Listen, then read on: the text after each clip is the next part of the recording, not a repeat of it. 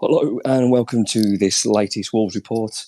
I'm Ryan Lester and thank you for joining me for this latest Wolves space. I do apologise for my voice. I've just had a coughing fit straight before the show and I'm hoping Steve Herman and Chris Tyler can save me. So it sounds like I've smoked about 50 fags in the last hour. I haven't. I've just had a cough. But here we are. I was wondering. I'd rather just watch you struggle, Ryan, to be honest. So carry on, mate. Yeah, it's fine. I think I've just about caught my breath now. That was terrible timing. But with the close proximity of the games, we decided this week that it would be more suitable to have space than it would be an actual podcast itself. So we're doing it on space, then we'll upload it later on and we'll also leave it on here for those listening back. We're going to cover Wolves 1, Sheffield United 0, talk about O'Neill and preview the Wednesday night's FA Cup game. And before my voice totally disappears, BBC WM Steve Herman and our Director of Football Chris Tyler are here to help me through, and by the sounds of it, I'm really going to need it. So Steve, you was on you on Saturday afternoon. Talk us through Wolverhampton Wanderers 1, Sheffield United 0. Yeah, can I just say first of all, Ryan, that my sympathy is with you because I did a full commentary a few weeks back, and the exact same thing happened to me about 1 minute into the game, and it is horrible. So hopefully you're getting a drink right now, and me and Tyler can just ramble on for a bit. To help you Thank you, guys. I can watch the football now. That's why. No, it's not. I've got some honey water. Thank you. I'll let you off. No, yeah, I was there on Sunday, and it was nice actually to just kind of be at a game in the stands. As I mentioned, like obviously doing the radio commentary for WM, I'm sort of normally headset on, talking for 90 minutes with a pundit next to me, but I was actually just able to watch it in the stand with the fans. Obviously, it wasn't a classic, was it? But I'm genuinely, and I will expand on this, and I'll let Tyler come in, but genuinely for me, I am very much of the opinion that yesterday was a win as a win. They, Wolves found a way to get the result because previous Wolves teams could have easily lost that sort of game. But actually, let's look on the positive side that Wolves ground out a win and got a 1-0 result. Sometimes you have to win ugly, don't you, Tyler?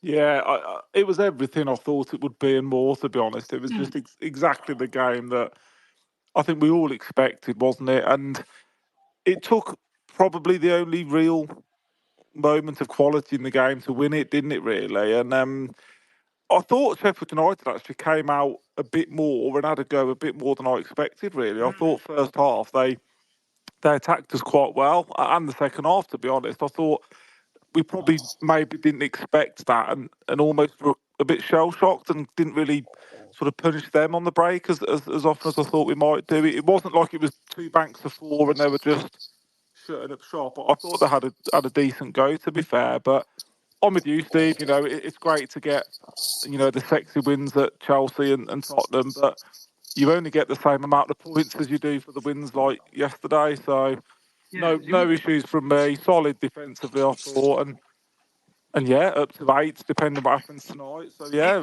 all round pleased, really. Yeah, I found it really weird in that the atmosphere, I don't know what you thought walking out of Molineux, but the atmosphere really kind of felt quite subdued walking out. And for a second, I was like, hang on, did it finish 1-0 win? Yeah, no, it did. It definitely did. And I do get it because there wasn't really much to shout about in the second half. The interesting thing for me, like I said, being in the stands again and just kind of listening to the fans around me,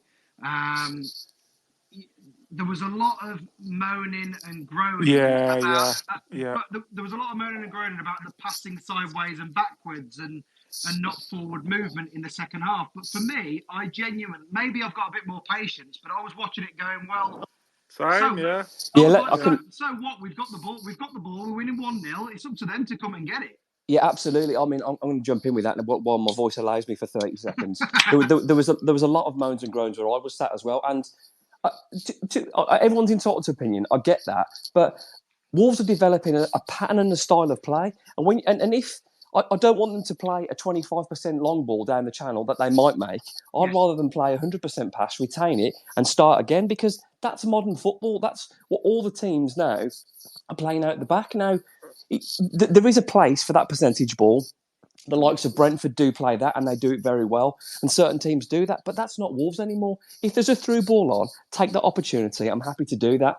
But if there isn't, I'm more than happy to retain possession. We're building an identity. There's a new coach. Well, he's been there 3/4 of the season. I'm more than happy. So I was frustrated with the groans. However, people can do whatever they want. But for me, I can see what they're trying to do and manage the game, and I'm happy. Sorry, Tyler. I was just going to say, it's just expectations again, though, isn't it? Whether you like the Premier League or not, it does sometimes attract a more feather weather supporter. And there will have been people going to the game yesterday thinking, oh, we just roll up and play like we did at Chelsea and Spurs and win the game convincingly. But it was never going to be the case. And, as you get higher up the league, the expectation goes up. And, your Netos and your Fangs, they're not just going to start running around Premier League footballers. I know Sheffield United are a poor side, but they're still there for a reason, and they're still well organised, and they're still well drilled. So it was weird hearing those murmurs, because, like you said, we were in front, we were fairly comfortable, and it's just expectation, isn't it? I suppose it's not a bad thing to have more expectation. It's nice, isn't it? But it needs to be managed, realistically. Yeah, I think the thing for me was, like, as I say, we were leading 1-0, and as Ryan just said, I can't remember who did it, but there was a ball from the back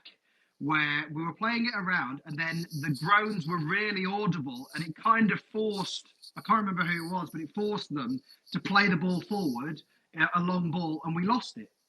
So it's kind of my kind of thought process, as I say, because I don't get to go as often in the stands because I'm working on other games. So my kind of thing was just be patient and kind of trust the process. But at the same time, Gary O'Neill himself was annoyed and he wasn't happy. In the pre-match press conference, I spoke to him about the punch in the air 3 times, the fist pumping celebration after a win, and he said, "Yeah, I'll do it after a win." But he didn't want to do it after Saturday, and fair enough, it wasn't a fist pumping type of performance. He was annoyed, and that shows his standards as well, which is good. Yeah, I want him to be annoyed, but just to finally sort of end that section on that with the fans moaning and groaning. By no means am I telling people how to support their club. They can do what they want, and people can expect what they want. But for me, it is frustrating, and you nailed it there, Steve, because that you could see the pressure that was being put on. I think it might have been Max Kilman that tried the pass, and then people are saying get it forward quickly, but that's not who we are now.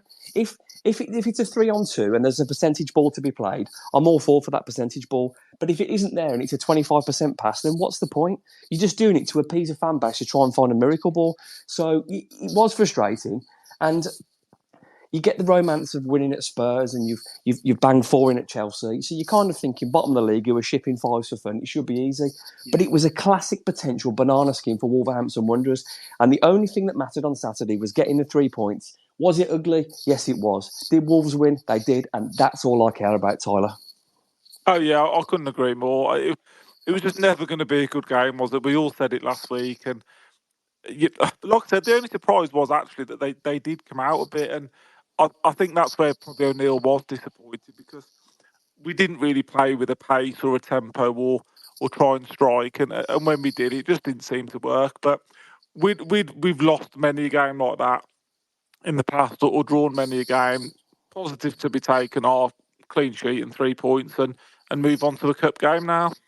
Absolutely. I mean, I don't think it was ever going to be a classic, but you hit the nail on the head there, Tyler, I think Sheffield were a bit more expansive than I thought they were going to be. And I guess for a team that are bottom, they've got no choice because they've got to roll the dice. Yeah. But what I would say is, though, Steve, is when a football team takes its foot off the gas, because I actually thought Wolves played pretty good first half. I wasn't too disappointed with that. I mean, I wasn't disappointed with the result at all, but I actually thought the first half was pretty decent. But as soon as Wolves slowed it down, or any team slows it down, it's really hard to find that momentum again. Yeah. I didn't think the first half was that bad either. Second half, there was a lot of passing sideways, backwards. There wasn't as much urgency. But I suppose give a bit of credit to Sheffield United, because, as you say, they were pressing. They weren't sitting back as much. They were pressing a bit more. So that was difficult for Wolves to get out of the back. But yeah, it wasn't pretty. And Gary O'Neill, in his pre-match press conference when I did that, he kind of, and as Tyler said, he kind of called it as well. He called it that we need to get better when teams give us the ball more. We have more possession. We need to get better. So he knew as well that that's what it was going to be like. And Yeah. I guess the frustration for him is that Wolves didn't really pass that test in the second half. That we had a lot of the ball, but didn't do enough with it. But ultimately, clean sheet and a win. And it is true that the most exciting moment of the afternoon was that bloke winning $7,000 on the halftime game. Unbelievably, I missed that as well. I went to the toilet and I couldn't. I literally, I heard the roar go up, and I'm like, I cannot believe. I think I've watched every kick, hoping someone will get it, and I miss it when I go. It was a great moment. You missed a brilliant moment. It was the second best moment of the game. But talking about moments of the game, as Tyler said, well, Tyler, you talked me through it. The bit of quality. There's a combination there I don't think we'll ever see watching Wolves again. A Ryan Knight-Nori right-footed cross and a Pablo Sarabia header. That's not a combination we've even ever discussed on the podcast before, Tyler, but it was a beautifully worked goal. I don't know what you mean. I had it on my bet builder on 365. So. Mate, you're retired now if you've got that bet. I just had us -1. That was the problem, so it lost. But no, I think it was. You know, it was a lovely goal, but you sort of had to check twice to check it was Sarabia that had sort of scored the header, didn't you? It was so surreal. And I thought Aït-Nouri was nice yesterday. He sort of got in that inverted.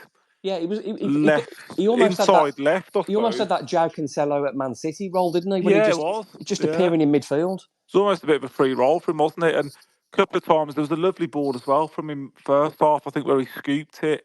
That was brilliant as well. And then to get the cross and the goal was just a lovely goal, just a quality bit of play. And I think it probably was, apart from when Lamina won it and then pinged a lovely raking ball, I think it probably was the only piece of real quality for me in the game from Wolves. But Sarabia, you know, we've talked about him a million times. As long as he keeps contributing with his numbers, his goals, assists, and someone put a good tweet to me saying, "Oh, if only had an extra yard of pace." And well, he wouldn't be playing for Wolves if he did. That was exactly my reply. I said if he had a yard of pace, he'd probably be at one of the top teams. Tyler, could you imagine if you put Sarabia's feet in Traore's armoury? Well, exactly. That's a Ballon d'Or footballer, isn't it? But but Sarabia, I think you mentioned it as well previously in the podcast, and bring you in this as well, Steve. Sarabia almost seems to get now, when he's played better for Wolves, he doesn't really have a particular. I know Wolves are quite fluid going forward, but Sarabia seems to be able to drop in a bit central. He can get wide. I felt like under Lopetegui when he was forced to play with chalk on his boots because of his lack of pace. It really restricted him as a footballer. Yeah, I mean, Gary O'Neill has shown that even though Sarabia is someone who's played for, starting at Real Madrid and playing at PSG, Gary O'Neill has shown that he can work with players and he can improve players. You know, look at what he'd done to Matheus Cunha before his injury. Look at what he's done with Wang Hee-chan before he went off to the Asian Cup. I think Gary O'Neill has improved players and he's made them even better. And he's just got an eye for just figuring out where they can improve their game. Like you said, maybe Lopetegui, he's obviously a top European coach, so I'm not knocking him, but maybe he just pigeonholed Pablo Sarabia and said, right, okay, I'm going to put you there. But Gary O'Neill I think specifically with Pablo Sarabia, he's obviously been patient for a start because Sarabia wasn't really in the team. He was nowhere near the team at the start of the season. And then obviously he did that piece of magic against Spurs. And maybe that was a confidence booster as well for the player himself. But I think for me, full credit to Gary O'Neill. He's so tactically astute and clearly works really well with the players on specific game plans. And I think that the key is as well is those players listening to Gary O'Neill and taking on board what he's got to say. And yeah, I think with Sarabia, he's definitely improved him, in my opinion. And fair play to Tyler. I know we sort of exchange all kinds of things in our group chat, but Tyler's been a big fan of Sarabia from the off. And I think we've all said on the podcast, including Nokia as well, we want to see Sarabia, the more central he comes. Well, we want to see him not wide, basically, where he can have, when he's got the space to open up with a pass, a header, whether it's a cross or whatever he's doing, when he's given the opportunity to move more centrally, he has such a more positive impact on the game, Chris. Yeah, and he's often the outlet ball, isn't he? He did it a lot yesterday and in the second half when there is a bit of space. He just drops almost to like a right centre back, doesn't he, or a right wing back, and just picks it up and just tries to get us going a little bit, tries to get us on the front foot. And yeah, like you said, the only bit for me he does lack is a bit of pace. But you'd like to think with Neto and Bellegarde and Kuna and Wang potentially around him that it shouldn't be a problem moving forward because his delivery's got better, his decision making's got better, and he's chipping in with numbers, isn't he? Goals and assists. So yeah, I think his ratio in terms of goal involvement and goal creation is up there with anybody in the Premier League, and that's quite incredible, really. And a credit to him, and as Steve said, a credit to the manager for sticking by him as well. Let's have a run through the team performance. I mean, it wasn't a sexy or glamorous win, but there were some still important parts of the team, and I thought probably the defence probably shone, which probably tells you more about the game. But Steve, start us off with your summary of Jose Sar's performance. It was all right. I mean, genuinely, I think he was a lot busier than I thought he was going to be, and what he did have to do, I thought he did well. Yeah, no, he was. I mean, like I said, there isn't a massive amount I can say about Jose Sarr because he just did the job that you would expect him to do. Like you said, he did make a couple of good shot-stopping saves, and his distribution was okay. Yeah, I genuinely don't think there's much more to say. And for him, ultimately, he got a clean sheet. So you can't ask much more. It's nice though, and I know we've talked about it a few times this season. He has been a little bit rash sometimes when Wolves are trying to counter, and his kicking has probably led to, not directly, but he's given the ball away in the build up to a goal. His decision making overall seemed pretty good, and I don't think there's really anything negative we could talk about in terms of his distribution, which is a credit to him. But overall, I would say he was a lot busier than I expected with a couple of good early saves. Tyler, we've talked about it a lot. And they've probably not had the credit that we should always give them. But I thought the back three were the main reason that Wolves probably came away with 3 points and a clean sheet on Sunday, should I say. yeah, I suppose the two schools of thought, isn't it? They seem to have a lot more to do than I expected. So I don't know necessarily why that was, but what they had to do, I thought they did fairly well. And I sort of singled out Dawson. I thought Dawson was outstanding. And I've seen a couple of tweets saying that he wasn't very good and that he's finished, but I thought his second half was just an old-fashioned centre-half display. He was heading everything away. It was body on the line stuff. He made a block with his chest first half. He's never going to be, pacey or pinging or dribbling out from the back or pinging, raking balls to your fullbacks, but the defensive side of his game yesterday, I thought, was absolutely superb. And I think he was one of the big reasons we got the 3 points. I think when they had that flurry of corners second half, I'm sure he headed away every single one of them, or it felt like he did anyway. So yeah, he's so good in them situations. But I mean, Steve's probably seen more than Dawson, more than most of us. Obviously, his work across the years for WM, but I don't think Craig Dawson's ever been fast. So I don't think it's something that, you know what I mean, saying Dawson's slow. I don't think he's ever been quick. No. But he reads the game. He's good in the air, and I'm pretty sure read in the week. Now I'll read like that web, the tweet, the Twitter page, the other. I think it's the other 14 when they roll out the big six. Yeah, I don't know if Dawson had the most blocks in the Premier League outside the top six, or it was the most blocks in the Premier League. Full stop. Either way, it's a pretty impressive stat. Oh, I mean, he is in some ways in terms of his stature, and like Tyler said about putting his body on the line, and heading the ball away. He's an old-fashioned defender, but he can play as well. He can play the ball on the floor.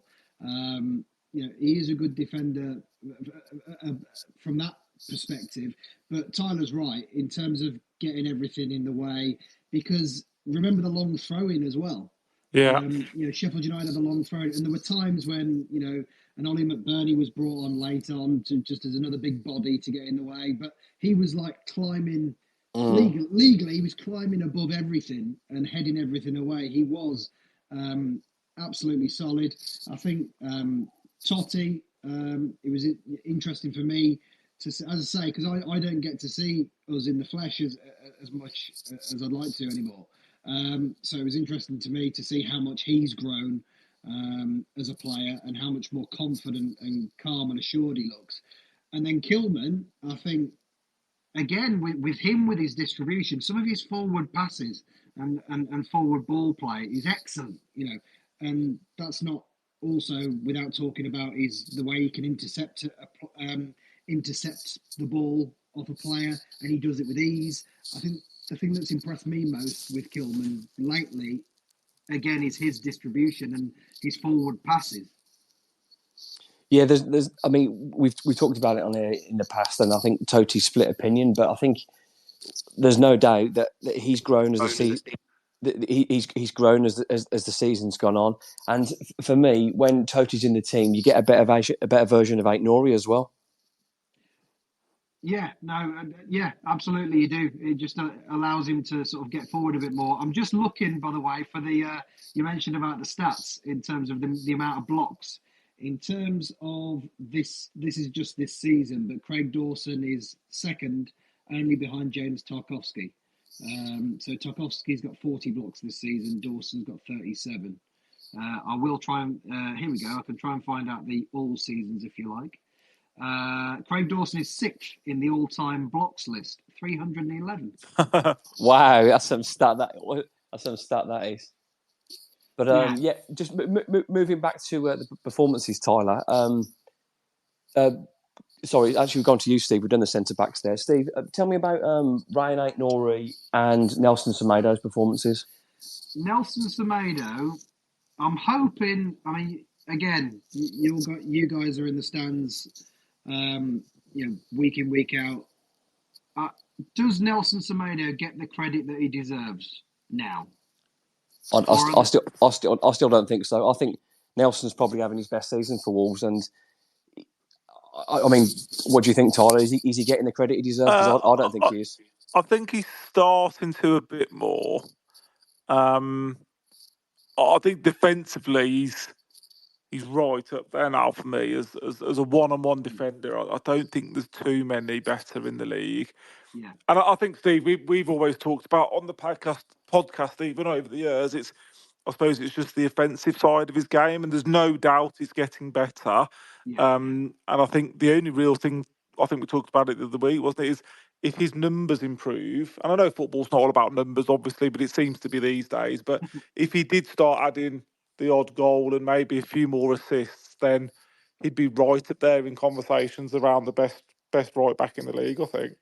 I think he's excellent. I think, again, that the composure going forward. And I think a lot of the times in terms of the attacking, you need a good partner with that, depending on who's with you on that side of the pitch. Everyone rightly, goes back to Doherty, but he was great because he had someone like Adama Traore with him. He was able to link up with Raul Jimenez and get the crosses in the box. For him, you've got to have that as well to kind of make you look good. And I think Nelson Semedo has now got kind of the dancing partners with the front three at Wolves. So I think that has helped. I think he's perfect. He fills that space that Sarabia sometimes leaves when he comes inside, and it frees up a lot of the right-hand side, doesn't it, for him? And there's no doubt he's getting more confident going forward, and he's often stood well advanced in the opponent's half, isn't he? Waiting for the pass, waiting for the big switch. And yeah, he's another one that O'Neill has brought on, undoubtedly, I think. Yeah, moving to the other side of the pitch, one of my favourite players recently at Wolves. It's just fun, and I think Gary O'Neill described Wolves are a better side for his madness in the team. Ryan Aït-Nouri, he's such. I mean, we talk about we have concerns about losing Neto in the summer or someone else, but for me, Ryan Aït-Nouri at the moment is one of the best left-sided defenders, fullback, wingbacks in the Premier League. Steve.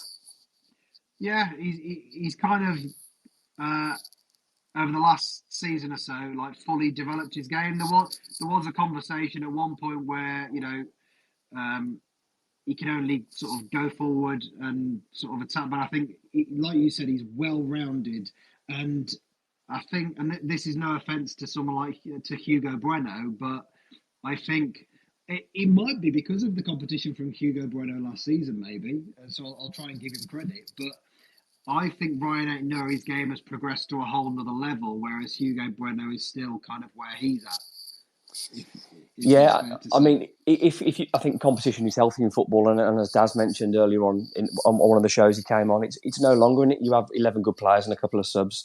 It's such a squad game now, and if you've got 5 subs to use, quite often 4 or 5 of them will get used in most games. So it's important to have that competition. And Hugo Bueno burst onto the scene, but he didn't quite kick on. But if you've got Aït-Nouri keeping you out the side, there's not much you can do. I think there's big things. A big future for Aït-Nouri, and hopefully that's with Wolves.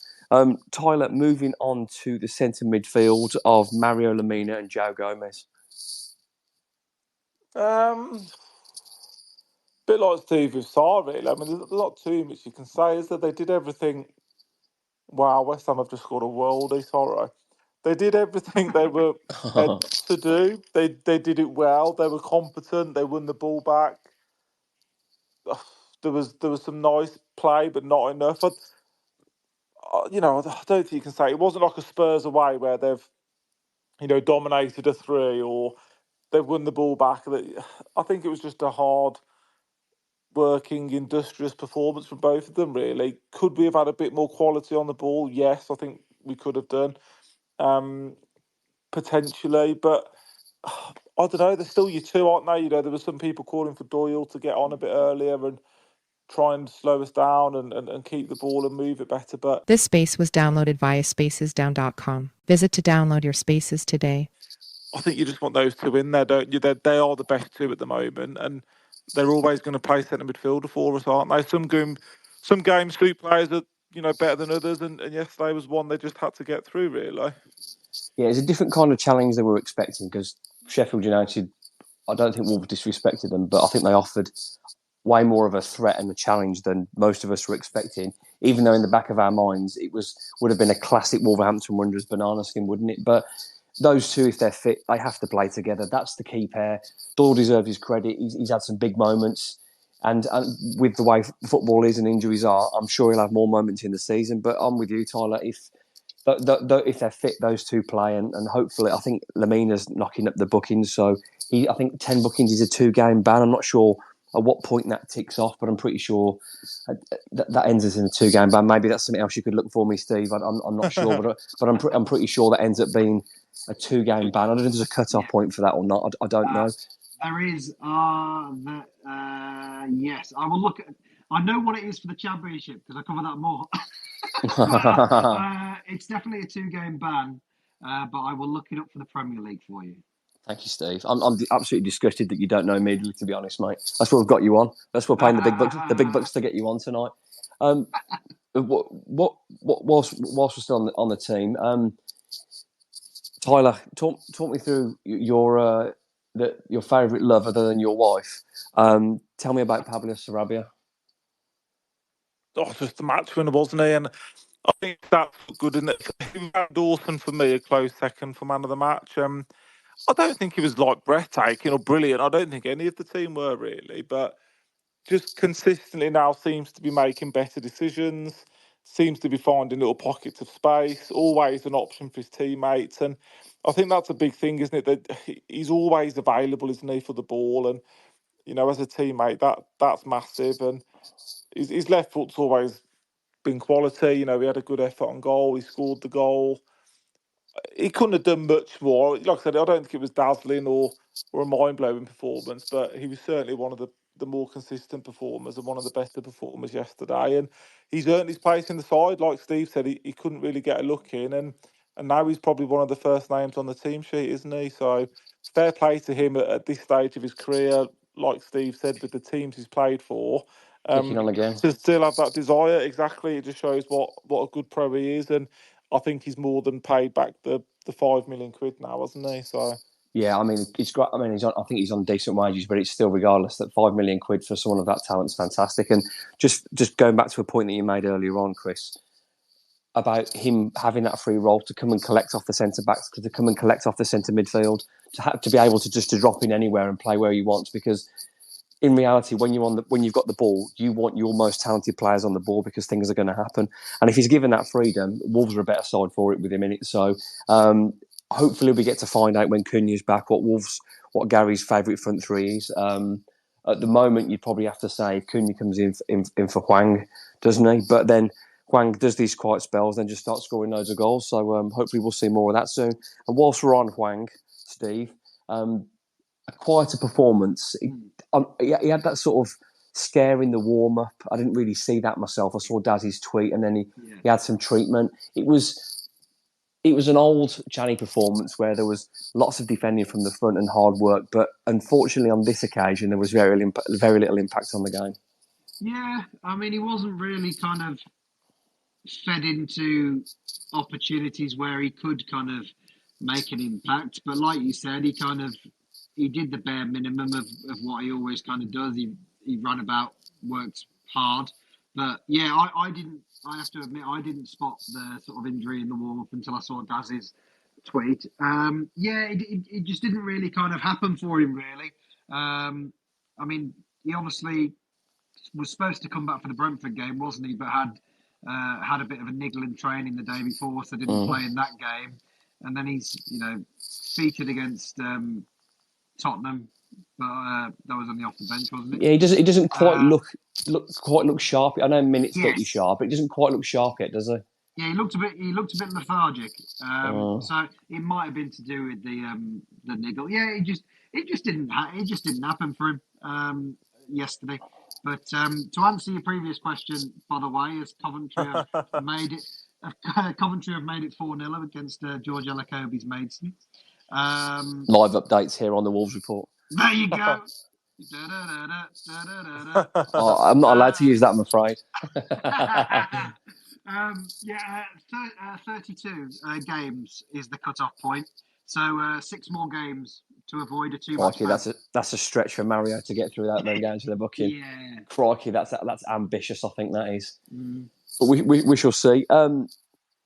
Last but not least, Tyler, tell me about Pedro Neto. Okay, I'm not sure what to say. I think we had a clear tactic, didn't we, within the first sort of half an hour, and he was seeing so much of the ball on that left side. But to be fair to Sheffield United, I thought they did okay looking after him, really. They had the pacey wing back and then the centre back of that side, and I think they did a fairly good job on him. There was a chance for him to break second half, and again the wing back kept up with him and cleared it and won it. A bit like what Steve just said about Hwang, it just didn't quite happen for him, did it? On another day, when he gets that first half, I sort of wanted him to, when he got it out of his feet, just to drill it bottom corner, but he tried to tuck it inside. Just didn't really happen for him, but, it's good in a way that we're talking about things not happening for our star players, so to be, and we've still come away with 3 points, isn't it? So there'll be games that are more suited to him later on in the season, I think. You're listening to the latest Wolves Space with Steve Herman, Chris Tyler and myself, Ryan Lester, talking about Wolves 1, Sheffield United 0. We've gone through the player ratings and game. Let's have a chat about Gary O'Neill. Came in before the season. As he admitted himself, it probably wasn't the sexy appointment that some of our football snobbery would have expected, but it was someone that did a solid job at Bournemouth with probably a lesser squad than what he's got now, or definitely a lesser squad. Kicked off in style at Man United, very unfortunate to get a point, but ever since his appearance on Monday Night Football, Steve, he's taken Wolves up to flirting with the European place. I think West Ham are probably knocking Wolves out of that European place temporarily this evening, but Wolves and having a conversation with Europe isn't something we thought that we'd be having in August when he was appointed, and we're still in the cup as well. Yeah, no, he's having a phenomenal season. I don't think anybody could have predicted this. You are right that West Ham are uh, going a point above Wolves because they're winning 4-1. So they're eighth in the table. But to be ninth on 38 points, which is usually the safety mark, that was the requirement. That was the aim that everyone was talking about. That let's just survive this season and see what happens. Well, now we've got the FA Cup fifth round in the week, chance to get into the quarterfinals.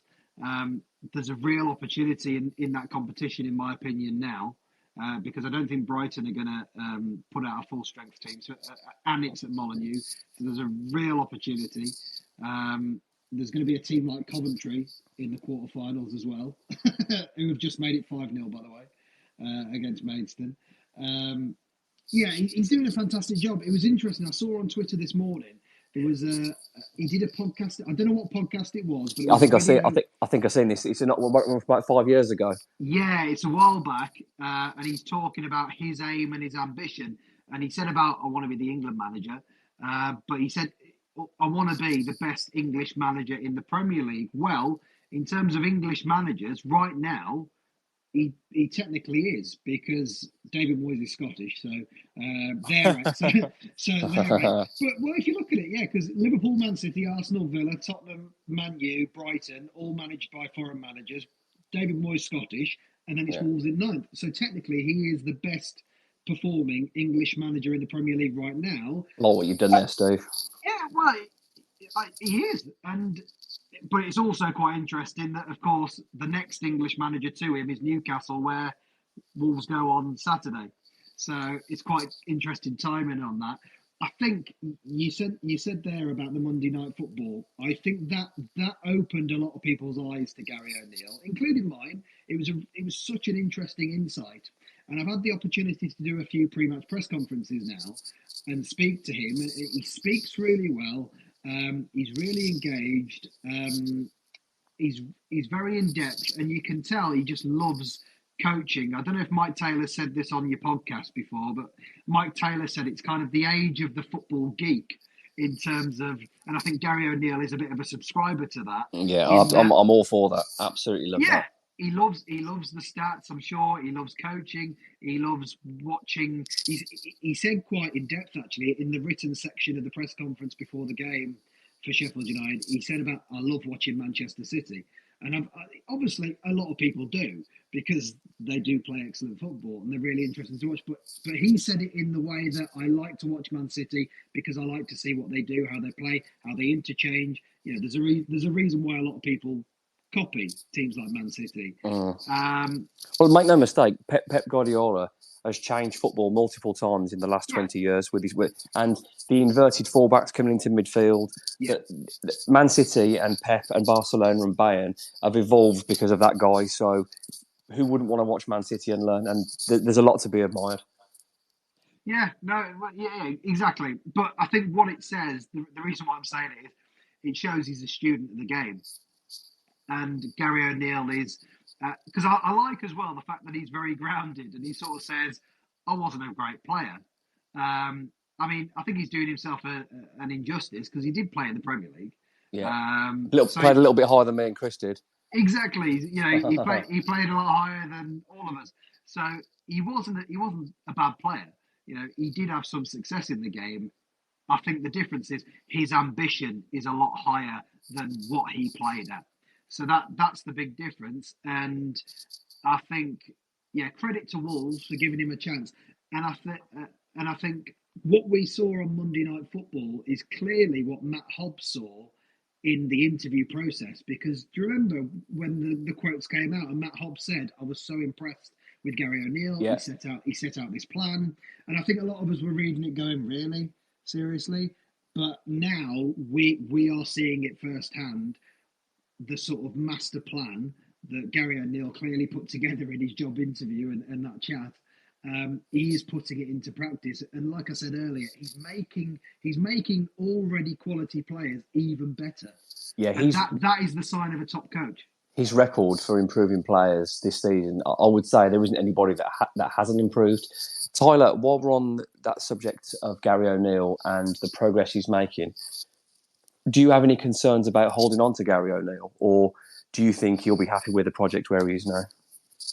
Yeah, I think you've got to have concerns, haven't you? And it's mainly for the reason I think Steve touched upon, is that he's young and ambitious. And, we've talked a lot about Fosun's ambitions potentially moving forward and where we are. And I think if we're a club that just wants to potentially stand still and stabilise, I'm not sure that'll meet his ambitions.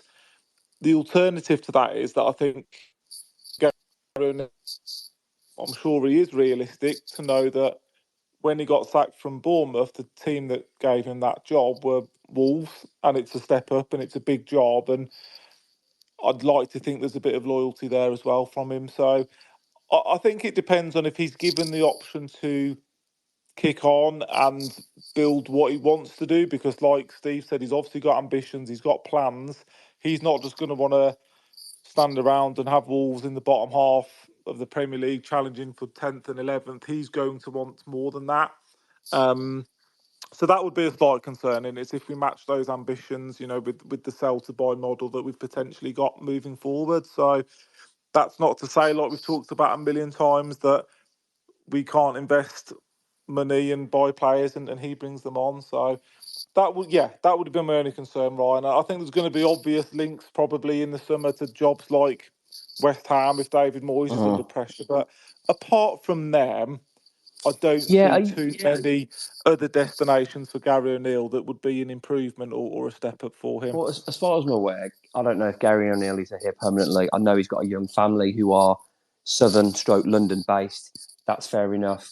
He used to play for West Ham, and he's obviously been a Southern guy. So we are just putting two and two together. And obviously, West Ham are winning 4-2, so he's not going anywhere near soon if he continues like that. And apparently, Moyes has got a new contract.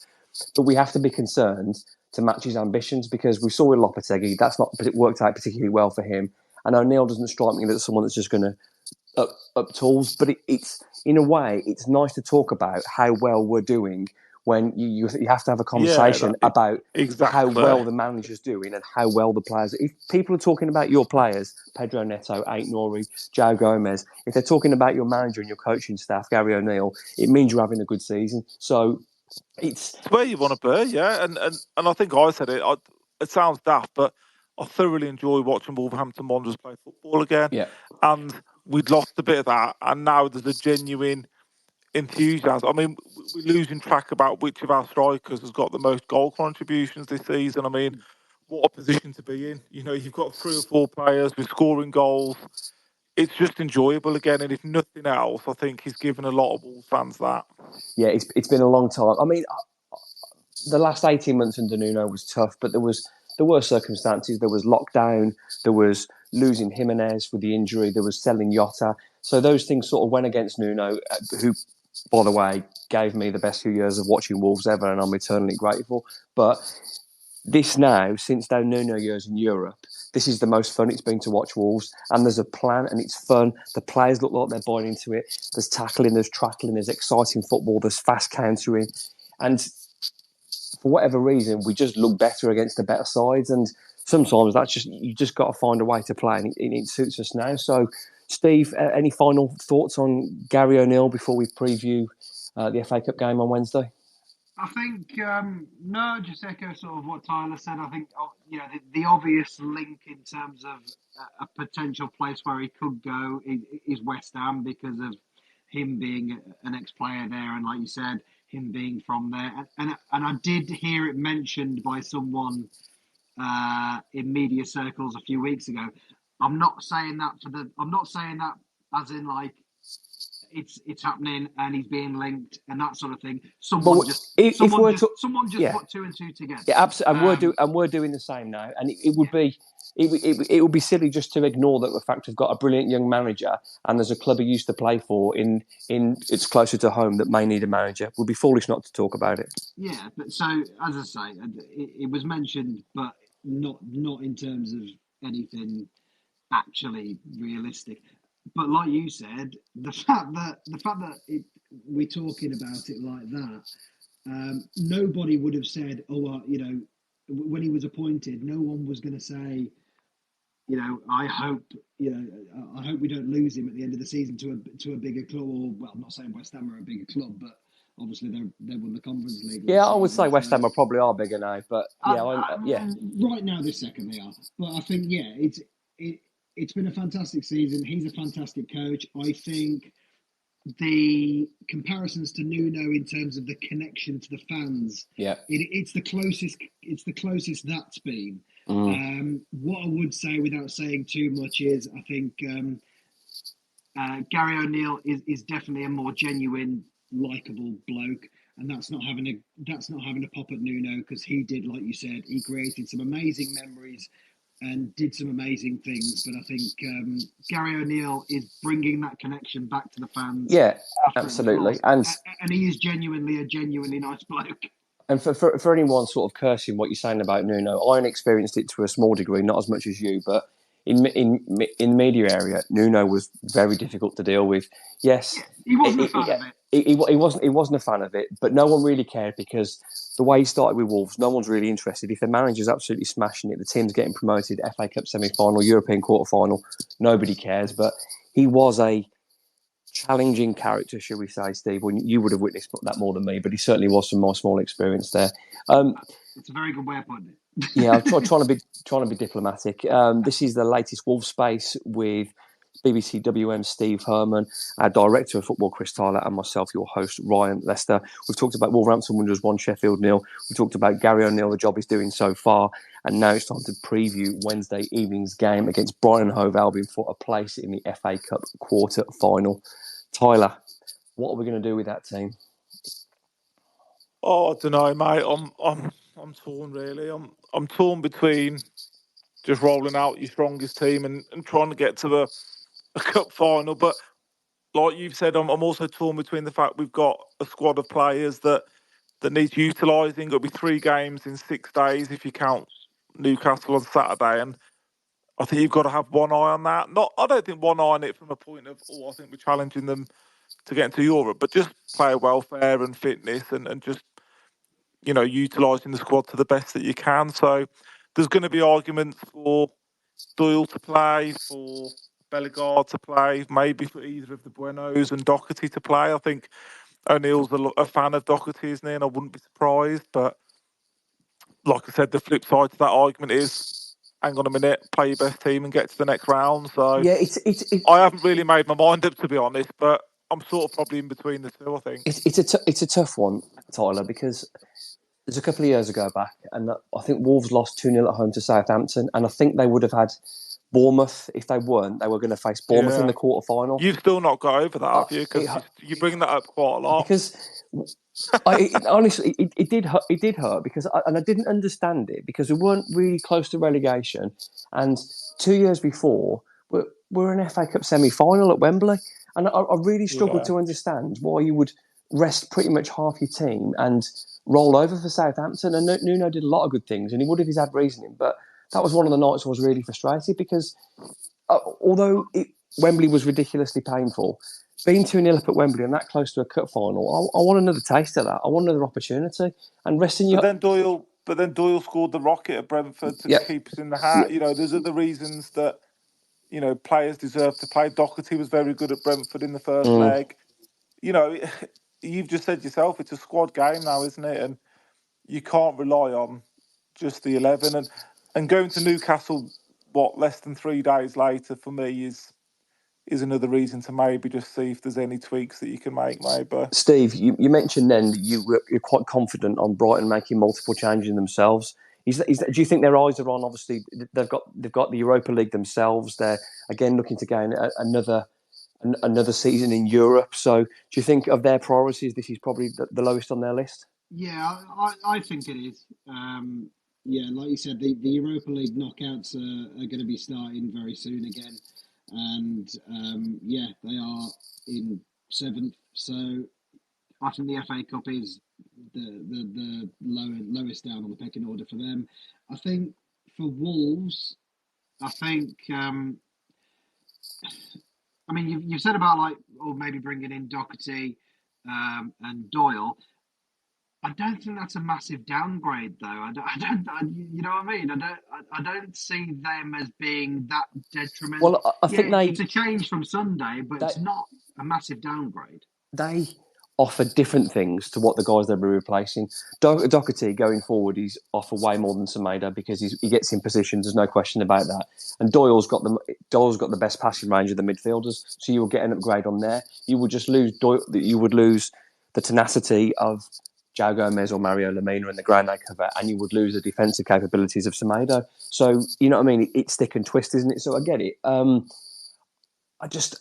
don't want him to go doing changes for the sake of it. I'm almost thinking, me personally, I want to see who's still fresh after a game on Sunday, who's ready to play again, and then when we get to Newcastle, we'll just assess and see who's ready or not. I think we can only take one game at a time. Tyler, what do you think?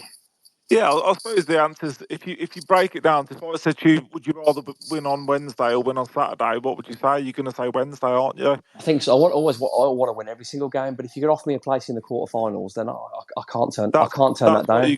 That's what you're going to go for. So does that answer our question? Do you go full tilt and then, like you said, you just have to see where you're at come Saturday? I think I'm with Steve. I think I'd like to think you can bring in players like Bellegarde, Doyle, Doherty. They're ready to go Premier League footballers. You're not bringing kids in. You bring in, if there's another injury to a forward player, Bellegarde's next off the rank. So, you know what I mean? It's not like they're horrendous downgrades. If Gomez or Lemina gets suspended, Doyle's your next one off the rank. You're not bringing in, 19, 20-year-old kids from the reserves. You're bringing in our first team players. So that's the only reason I think I'd probably make a couple of changes, because I think A, they deserve it. They deserve their time in the team, and B, we need them ready as well, don't we? Wang, we talked about, looks slightly off it. Does Sarabia play 3 games in 6 days? I'm not sure. Do you know what I mean? You've got to have these conversations, haven't you? I suppose is what I'm saying. I mean, I'm sure you can correct me if I'm wrong, but I'm pretty sure Wolves won 3 games in 6 days with almost the same team over Christmas. So it's not something. I mean, correct me if I'm wrong there, but I'm pretty sure Wolves, they beat Chelsea, then they beat Brentford. Who else did we beat in that time? Someone maybe could message me and tell me that, but I'm pretty sure Wolves won 3 out of 3 over Christmas. 9 out of 9. Yeah, they did. Yeah. So it's, and that's the other thing. It brings momentum, doesn't it? Yeah. The team's stable, but I think the team knows their job now, and I think they're like for like replacements. Like Steve said, I wouldn't be concerned if any of those play. But then on the flip side, yeah, I'll get your point. Go strong, try and win the game, and then worry about Newcastle on Saturday. Absolutely. The worst thing in football for me is what if. When you play a weakened side, and if they do as well, then you're thinking, well, what if we did, or what if we did that? I think if you just got the players there, have a go, find out. But I suppose that's Steve's point. Is it a weakened side? Say we played the same team, but it was Doyle for one of them two and Bellegarde for Sarabia. Is that a weakened side? Different strengths, I'd say. But what I would say is that our 2 warriors in midfield are more suited to playing a team like Brighton than Doyle is. We're on that. Yeah. We're on that time of the show when it's time to do predictions. Steve, we'll let the professional go first. Give us your prediction for. Thanks, Ryan. I've coughed. You got to take over. Oh no, he's gone again. Go on, Steve, take over. You're the expert, mate. He's gone again.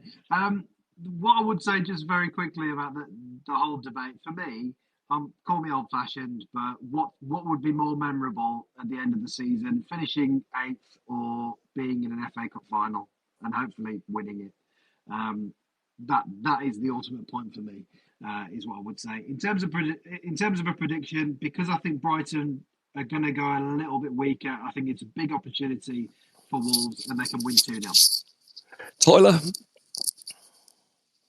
Can you say my name again, Ryan? It was quick croaky. Oh, thanks a lot, mate. Appreciate your support. Yeah, I think it's the sort of game that we've talked about that will suit us. Brighton won't care how we play. They'll play their own way. They'll leave space. And I think if we can defend well enough, then I think we can sneak it. Yeah, I think 2-1 to Wolves. Loving the positivity. I'm going to go with 1-0 Wolves. And my voice has completely run out.